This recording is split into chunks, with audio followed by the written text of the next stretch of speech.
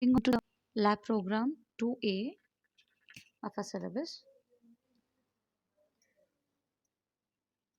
So this program is about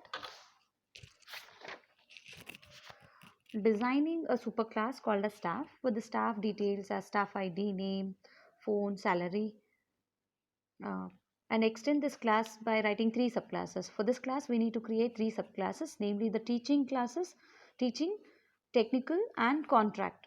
And for this one has to be implemented. This class and subclasses has to be implemented right in a Java program on a Java code, which will read and display at least three staff objects of all these three categories. That is, we have to create a superclass called as class, and for this class superclass we have to create three subclasses.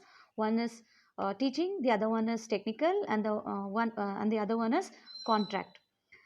And then we have to create three objects, at least three objects of all three categories. Of all three categories. So before we begin with the code, let me give a brief explanation of this one. What is inheritance? Inheritance is a mechanism which one class acquires the property of the other class.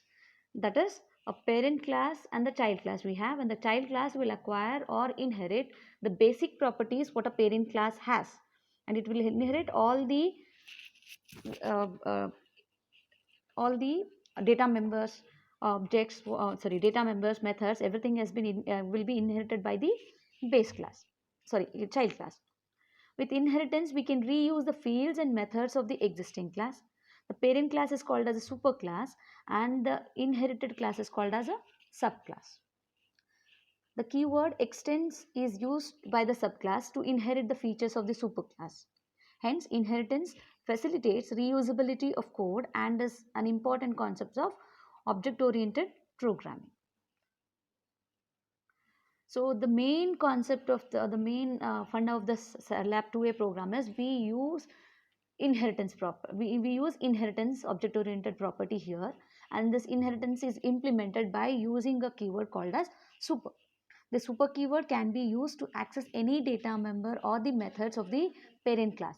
And the super keyword can be used at any level. It can be used at the variable level, it can be used at the method level, or it can also be used at the constructor level as well. So this is our program. Design a superclass called staff with details as staff ID, name, phone, salary, and extend this class by writing three subclasses, namely teaching, domain, publications, and technical we need skills, and in contract based period. Write a Java program to read and display at least three staff objects in all three categories. So we'll create a class first actually for the staff, which is a base class actually, or a parent class you can call.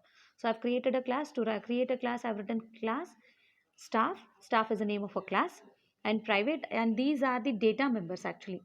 Data members that we have are like staff ID, name, phone number, salary, and the data type I've taken as int, staff ID as int, name of the staff as string, phone number of a staff as string, and salary I've taken as long as the data types, and I've declared them as private. And I have a constructor, I have taken a constructor here which I've declared as public, and this constructor has the argument as staff ID, string name, string phone, long, salary, and the staff ID. See here the staff ID is the data that I'm passing through the these are the input parameters that I'm passing, right? Staff ID, and I assign it to a variable called as capital S. You can see the difference between the cases. And one more thing, Java is case sensitive. Small s is completely different from the capital S. So this staff ID here small s, and this staff ID we have here capital S. So whatever argument we have passed here, that will be saved in the variables that I have stored on the left hand side. Staff ID, name, phone number, and salary. And within this class, I have a method called as display, and this display method I have declared it as a public. So public void display, and within this method, I just display or they print the message on the screen. So what I'm printing, system.out.println staff ID, the staff ID, and the name of a staff, phone number of a staff, and salary of a staff. Of the data variables of the data members of your staff class. Next, the next class that I'm creating is teaching, which is a child class of a staff. And here staff is a base class, or you can call it as a parent class, and teaching is a child class which or a subclass which will inherit the data members and methods of a base class called as staff. And in the next slide you can see that string domain and int publication, these are new data members that I have added up, because in your parent class you do not have domain and publications as your as your data members. And for this teaching staff I want to add up two more data variables or data members, so I can do it by adding these two lines as string domain and int publications. Now again I've created a constructor teaching, and remember name of a constructor should be as same as the name of your class. There is no difference and no changes in the case as well. Teaching and teaching here same. So this name of a constructor is same as name of the class. So why do we need this name of why do we need this constructor? Constructor, it is a special method which has no return types, and it is same as your uh, main class that you are creating a constructor for, and this is used to read the data members of the class. If you have created a class and there are some data members, to read those data members I use a constructor of that class. So that is why I've written here teaching. Within that teaching I pass a parameter input arguments, that is staff id, name, phone number, salary, domain and publications, which I have recently added up to this class called as teaching. And the next line I have super. What is the super? Super is a keyword actually. So what does the super keyword does? It will invoke the base class. Super is a keyword that will invoke the base class. So within this super you can see I have written super, staff id, name, phone number. Where are these data members present? These are present in the super class. So that is why super class in the sense base class or a parent class. So the super is a keyword which will invoke the parent class of this class. Which is a parent class of this one? Staff is a parent class. So all these data members are again read from the parent class. Along with these data members that are from the parent class, two more data members are added up, that is domain and publications, that I have written here. Within this class teaching, I have another method called as display. Same, this display again will display the within this method I have a printf statement which will print the data on the screen. And what am I printing on my screen? Print dot system dot out dot println, and printing domain and publication. Domain and publication. Before this statement, printf statement, there is one more statement, that is super dot display. What is super? Super is a keyword which will invoke the function. What function am I invoking? Display function. And this display function is of super class. What is a super class here? Staff is a super class. That means you are invoking a method display of which class? Staff class, which is a base class or a super class of this teaching class. So two printers, you can see these two statements are printed. There is another child class that I am creating, that is technical, which will extend the super class staff. So in technical I have to add up one more data member, that is skills. So that is private string skills I have added up, and public I have to create a constructor for this class and constructor is on the name of the class as the name of a class. So that is the name of a class is technical, so that constructor name should also be technical. I'm using this constructor to read the data members of a staff. So within this constructor I've written int staff id, comma string name, comma string phone, comma long salary, comma string skills. So within the bracket I have written super. Super is a keyword which will invoke the base class or a super class. So what is my super class here? My super class is staff. So within that staff, from that staff I have taken these data members, that is staff id, name, phone number, sorry, phone and salary. I have taken these data members from that from my super class. And there is one more data member to be added up in this technical class, that is skills. So I have added up skills. Within this class again I have to display, I have to use a display method. I am using a display method Within display method, I have two statements. One is a printf statement, the other one is a super statement, super dot display. The super dot display, what it does, it will invoke the display method of a super class.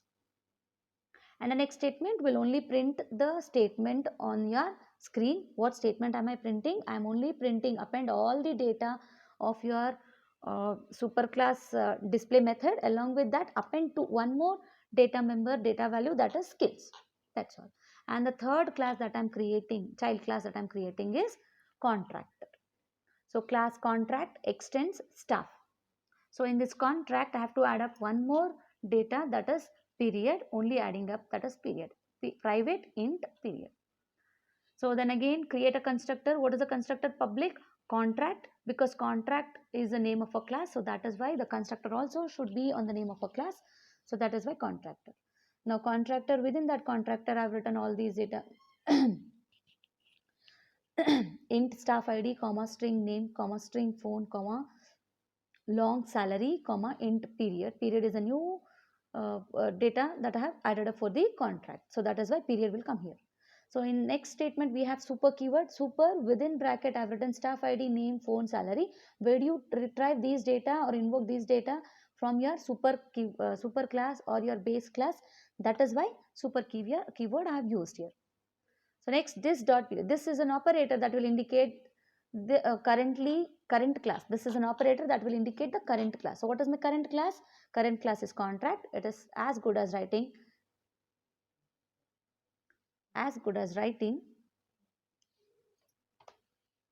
skills is equal to skills. Same way I've written this period is equals to period. You can even simply write period is equal to period. It doesn't make any difference. For example, if I have written a statements, if I'm talking about school is located in Hospet, and it has so many so many plants or trees. What does it mean here? It means the school that I'm talking about. It is referencing for the current object that I'm talking about. Similarly, this here means the current class that we are talking about. So here, what is the current class that we are talking about? It was about contract. So now this period will also belong to this contract class. So period is equal to period. The next statement we have is a void statement, that is display method. Display method. Within this method, I have two statements. One is super.display. What does it mean? Super.display in the sense, now display is a method of a super. Now the super keyword will invoke a display method of your super class or a base class, that is our staff class. And the next statement we have super system.out.println. Now the statement will print the details of all the display statement. Along with that, it will only append the period. It will only append this period variable data. And here your execution actually starts. So what should be name of a program? Your name of a program or name of the main class that we have is lab2a. So the name of a program that you write in your system should also be lab2a. So execution begins from main. So main. So here I have created. So staff, you can see the first statement, staff is equal to new staff. What does it mean? Here staff is a class, right? And the staff with square bracket means I have created an object. I have created an object for this staff. Is equal to new staff 3. It will take 3 objects. It will take how many objects it is taking? It is taking 3 objects. And the constructor will read only for 3 objects. That is why it is 3. In the next statement, you can see staff 0, 1, 2, new is equal to teaching. That means, and I said there are 3 objects to be read. That means 0, 1, 2. 3 objects, 0, 1, 2, indicing from 0. That means 3 objects. So here new is equal to teaching. I am directly creating an object by this manner. New teaching 1, Narendra, 2, 71173 90000, CSC 3. That means name of a staff, ID of a staff, name of a staff, and then phone number of a staff, salary of a staff. These things I have written. In teaching we have. Next, in technical I have taken to name of a staff ID, name of a staff, phone number of a staff, salary of a staff, and domain we have taken in technical. In contract, what we had taken? In contract we have taken 3 ID, name of a staff Rahul, and this is phone number 271174, and the salary is 9,000, and then period that we have taken in our contract, that is for 3 years, is 3. System.out.println. Now again, this is a printf statement where it will print id, that is what we have in output. You can see here.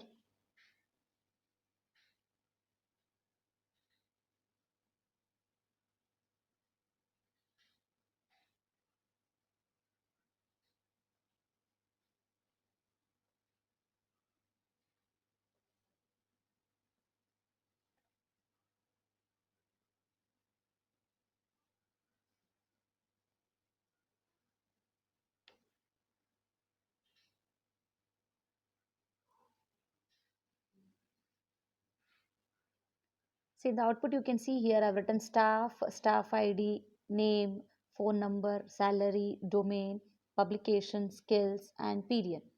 That is name of a column I can call. This is added up by this printf statement, that is system.out.println. System.out.println. This is period, skills, publication, domain, salary, phone number. So this is name of a column I have to write. So that is why I've written system.out.println, and all these name of the columns I have printed. Later I'll start my for loop wherein it will read 3 times, wherein it will rotate for 3 times, that is 0, 1, 2. It will type all these 3 objects, that is one technical object, one teaching object, and one contract object that I had created. One contract object that I had created by using this for loop. For loop I is equal to 0, I less than 3, I plus plus. So first I is equal to 0, staff 0. So what is staff 0? Come here, dot display. So this display method will be executed, right? And for to display that method, we pass this parameter 1 Narendra 271173 9000 CSC3. So then actually this display method is executed. Your teaching method display method is executed.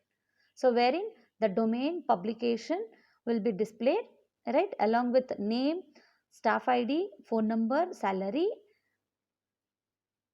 Only domain and publication will be displayed. So you can see in the output for the first object, that is Nareen, along with the ID, name, phone number, salary, and domain and publications are printed, not skills and period, because these are irrelevant for this class teaching.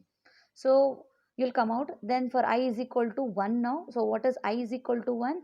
New technical. Now this technical will be executed. So then this 2 comma ARA comma 271172 2000 server domain, this will be executed actually, this statement. That means system dot out dot println. Before that staff I, that is 1 dot display. What is 1 now?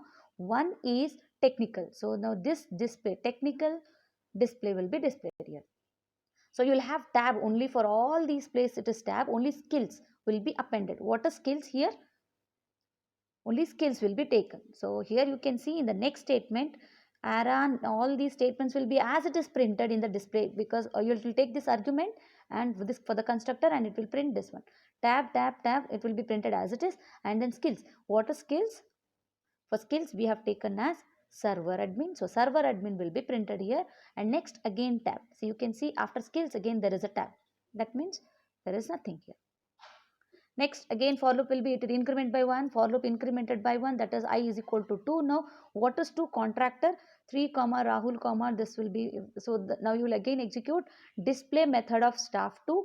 So display method of staff 2, that is contract. Now this method is executed. For this method you will display everything along with the period. So here you will have name of the staff, ID of the staff, phone number of the staff, salary of the staff, but domain are irrelevant and publications are irrelevant and skills are irrelevant. For these 3 columns it will be only tab, nothing null. And for period you will be printing 3, which I have passed as input, which I have passed as value in my input. So this is how your multiple inheritance demonstration is done in your lab program.